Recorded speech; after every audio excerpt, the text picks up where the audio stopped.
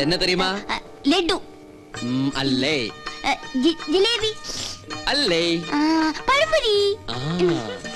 ஐயோ ராசையா அவ்வளவுதானே. இந்த மாதிரி ஒரு ஹஸ்பண்ட் இந்த உலகத்துல யாருக்குமே கிடைக்காது. ஆமா, யாருக்கும் கிடைக்காது. ஏன்னா காலையில போன மாதிரி இருக்கான்னு பாத்துக்கிறேன். சந்தனம் குங்குமம் பியூட்டி ஸ்பாட் அப்படி இருக்குண்ணா. அப்பா அம்மா வந்தா முறுக்கு சீடை அச்சப்பம் எல்லாம் கொண்டு வந்திருக்க. அப்பா ஆபீஸ் வரலையா? வந்தாச்சு. என்ன சொன்னார்? ஓ, என்ன அருமையான பொண்ணை கண்ணு போல பாக்கணும். எங்க அப்பா நல்லவர். വളരെ நல்லவர். அப்பா அம்மா உங்களுக்கு என்ன கொண்டு வந்திருக்கேன் தெரியுமா? இனி എന്താണാവോ കൊണ്ടുവന്നേക്കണേ? வாங்கண்ணா, காமிச்சு தரேன் வாங்க. എന്ത് മാറണാണാവോ? யாரையும் பார்த்தது? ஐயே, பாத்தீங்களா இருக்கு. என்ன நீங்க பீடி பிடிச்சிருக்கீங்களா? இல்லடா, நிஜமா நான் பீடி பிடிக்கல. ஆமாடா, போய் சொல்றேன். எனக்கு பீடி ஸ்மெல் தெரியும். ருக்கு, എനിക്ക് കാലയിലെ ഒരേ പല്ലുവലി.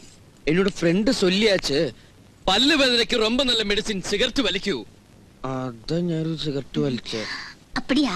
அப்படின்னு நான் ஒன்னு சொல்றேன். இனிமே நீங்க பீடி குடிச்சீங்கன்னா நான் உங்களை அடிக்கவே மாட்டேன். நல்ல பொண்ணு. ஆனா கொன்னிடுவேன், ஜாக்கிரதை.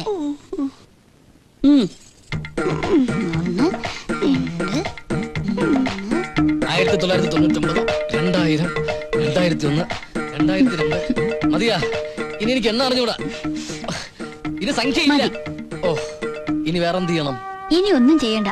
ഞാൻ പറഞ്ഞത് സമ്മതിച്ചു എന്ന് പറഞ്ഞാ മതി. ഓ, സമ്മതിച്ചു.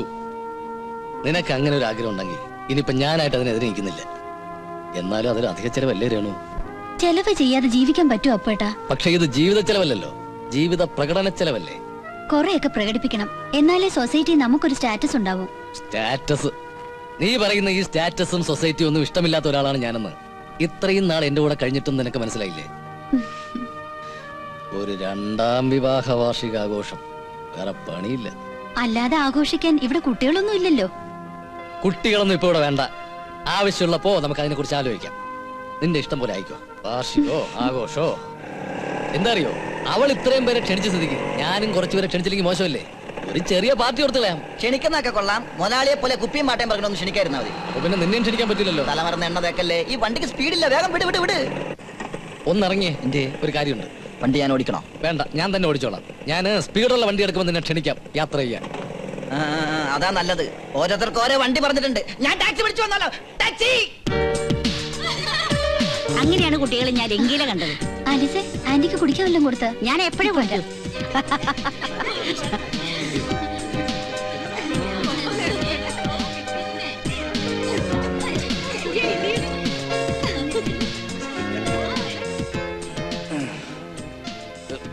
ഈ കൊലക്കയറൊന്ന് ലൂസാക്കി തരാൻ പറ്റുമോ?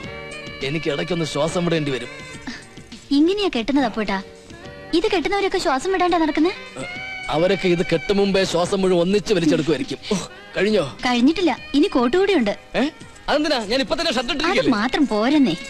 ഇവളുടെ കാര്യം ഇതും കൂടെ ഇട്ട് കഴിയുമ്പോ ഞാൻ ഉടനെ തന്നെ അന്ത്യശ്വാസം വലിക്കും. കൈയൊന്നും പറ്റില്ല. കൈ ഒളിക്കുന്നു. നീ എന്നെ കൊല്ലാൻ തന്നെ തീരുമാനിച്ച? എന്ത് ചിരിക്കുന്നേ? ഈ കോലം കെട്ടിച്ചിട്ട് അത് കണ്ടപ്പോ ചിരി വരുന്നുണ്ടല്ലേ? ചിരിച്ചോ? അതല്ല അപ്പോട്ടാ, പിന്നെ നല്ല സ്റ്റൈലായിരിക്കുന്നു. സായിപ്പിന്റെ വേഷം ഇരുമ്പ് കച്ചവടക്കാരന് ചേരുവെന്ന് ഇപ്പൊ മനസ്സിലായോ? ഒന്ന് നടന്നേ. അയ്യോ, ഇങ്ങോട്ടല്ല അങ്ങോട്ട്. എന്തിനാ? എങ്ങനെയുണ്ടെന്ന് അറിയാനാ. ഇതിടുമ്പോ നടത്തം മാറുമോ? ആ, മാറും. നടന്നേ. നടക്കാൻ. അയ്യോ, അങ്ങനെയല്ല. ഇങ്ങോട്ട് നോക്ക്. കൈയൊക്കെ ഇങ്ങനെ നീട്ടി തലയൊക്കെ ഇങ്ങനെ സ്റ്റൈലായിട്ട് വെച്ച് നല്ല സ്മാർട്ടായിട്ട് നടക്കണം. എവിടെ? നടന്നേ. സ്മാർട്ടായിട്ടല്ലേ? നടക്ക്. കൊള്ളാം. പിന്നെ ഞാൻ ആദ്യം ചെല്ലാം. കുറച്ചു കഴിഞ്ഞ് ഞാൻ അപ്പോഴാണ് നീട്ടി വിളിക്കും. അപ്പൊ ദേ ഇങ്ങനെ എല്ലാവരും വിഷ് ചെയ്ത് ഇറങ്ങി വരണം. എന്റെ അപ്പോട്ടിനെ കണ്ട് ആളുകൾ അമ്പരന്ന് നിൽക്കുന്നത് എനിക്കൊന്ന് കാണണം.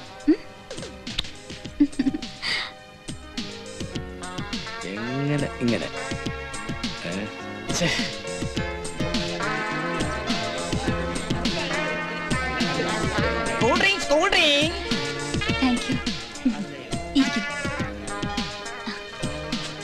Renu, happy returns of the day. Thanks. നീ എന്താ വരാത്തെന്ന് ആലോചിക്കായിരുന്നു. പിന്നെ വരാതിരിക്കാനോ? നിന്റെ ആളെ കാണാനുള്ള തിടുക്കത്തിലാ ഞാൻ. ചെറിയൊരു സമ്മാനം. എന്റെ പൈലറ്റ് നിന്റെ ഹസ്സിന് വേണ്ടി വാങ്ങിയ സൂട്ടാ.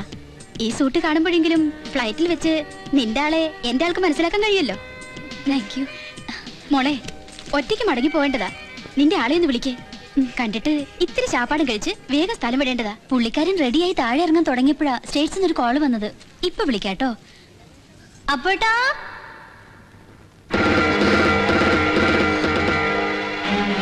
എന്താണ് പുള്ളിക്കാരൻ ഇങ്ങനെ ഈ വേഷത്തിൽ? എന്നോ ഇടാറുള്ള പാന്റും കോട്ടും മാറ്റി ഒരു നാടൻ വേഷത്തിൽ എല്ലാവരും മുന്നിൽ വരാന്ന് അപ്പോട്ട് എന്നോട് നേരത്തെ പറഞ്ഞിരുന്നു. വലിയ ബിസിനസ്സുകാരനാണെങ്കിലും ആള് വളരെ സിമ്പിളാ. അതെ, സായിപ്പിന്റെ വേഷം ഇരുമ്പ് കച്ചവടക്കാരൻ ചേരില്ല. അത് അപ്പോട്ടിന്റെ ഒരു കൂട്ടുകാരനെ കുറിച്ച് പറയായിരുന്നു. നിന്റെ ഹസ്ബൻഡിനെ പരിചയപ്പെടുത്തി തന്നില്ലല്ലോ. അല്ലെങ്കിൽ വേണ്ട, സെൽഫ് ഇൻട്രൊഡക്ഷൻ ആവാം. ഞാൻ നാൻസി സാമുവൽ. നാൻസി സാമുവൽ എന്ത് ചെയ്യുന്നു? രേണുവായി ഒരുമിച്ച് കോളേജിൽ പഠിച്ചിരുന്നാ. ഇപ്പൊ ഇവിടെ സെറ്റിൽഡാ. Husband Indian എയർലൈൻസിൽ പൈലറ്റാ. 5 അടി ഉയരം, ഒത്ത ശരീരം, നല്ല വെളുത്ത നിറം. മിസ്റ്റർ അപ്പുക്കുട്ടൻ ചിലപ്പോ കണ്ടിട്ടുണ്ടാവും. കാണാൻ ഒരു വഴിയില്ല. എന്റെ അടുത്ത് വേണ്ടി തമാശ. സദാ ഫ്ലൈറ്റിൽ യാത്ര ചെയ്യുന്ന ആളാണെന്ന് രേണു എന്നോട് പറഞ്ഞിട്ടുണ്ടല്ലോ.